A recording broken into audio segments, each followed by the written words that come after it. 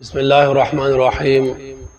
دوستانو مشرانو د اسلامی کال دویم میاش سفر المظفر شروع او د دې متعلق د بعضو خلکو غلط عقاید دي او دا غلط عقاید د زمانہ جاهلیت د وخت نه را روان دي.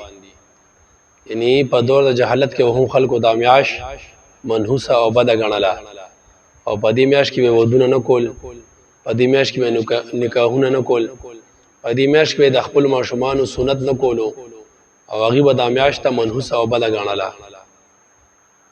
دغه رواج کوم دی زمونږ د مسلمانانو ته هم را نقل شوی دی. بعضې مسلمانان په دې میاشت کې کویدنې وغیره ودونه د ماشومانو سنت او دا شانت خیرات وغیره نه کوي او دا دی منحوسه ګڼي دا میاشت چې دا میاشت منحوسه او بده ده. پدې کې نیک کار کولو سره انسان نورم خرابېږي او انسان ته ضرر او تکلیف رسي.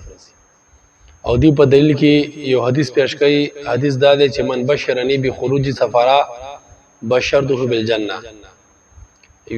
یعنی نبی اسلام فرمایي چې ماته په دې خبره زیره راکو چې د سفر میاش ختم شوه زه به هغه ته په جنت سره زیره ورکړم. دلیل دې داسې نشي چې نبی اسلام د جنت زیره هغه چا د پاره ویلو چې څوک پیغمبر علیه السلام ته د سفر د میاشتې د وتو زیره ورکړي. نو ول خو دوستانو خبره پدې کې مونږه کو چې دا حدیث دی او کنه دی. نو دوستانو چې دا کوم حدیث د خلق په استدلال کې پیش کړي چې سفر میاش منحوسه ده او دلیل کې د حدیث پیش کړي نو دا حدیث ته کنه دی. نو دوستانو د علماء او د محدثینو رائے دا چې دا حدیث نه دی بلکې دا موضوعي خبره ده، یعنی ځانه جوړه کړی شوی ده. مولا علی قاری رحم الله او نور محدثینو په دې باندې رد کړی دی چې دا حدیث نه دی بلکې دا چې ځانه جوړه کړی خبره ده.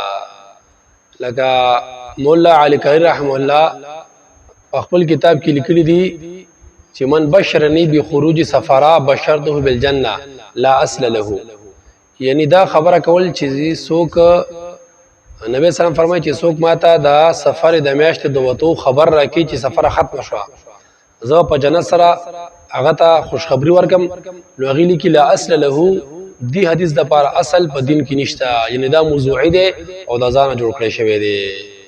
او دا شانتې علامه اسماعیل رحمه الله لیکلی دی من بشرنی بخروج سفرا بشرته بالجنه. هغه وی لا اصل له. دی حدیث د پاره اصل مثلا نشته بلکې دا موضوعي حدیث دی. او دا شان د شیخ الاسلام محمد ابن علی الشوکانی رحمه الله فرمای چې من بشرنی بخروج سفرا بشرته بالجنه اغمی موضوع. دا حدیث د ځانه جوړ کړی شوی دی. نو دوستانو د سفر د میاشتې چې کوم دی زموږ استاد دا کوم عقاید دي چې دا سپیره میاشت دا بد میاشت په دې کې واده نکاح سنت نه پکار، دا عقاید غلط دي. او دین علاوه حدیث واری کې خود دی نفی راغلی دا ځکه نبی سم فرمایي لا عدوى ولا سفر ولا همه.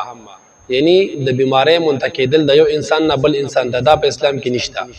ولا سفر او د سفر د میاش متعلق چې د خلکو کوم ګمان دی چې دا منحوسه میاشت او بد میاشت دا په اسلام کې نشته.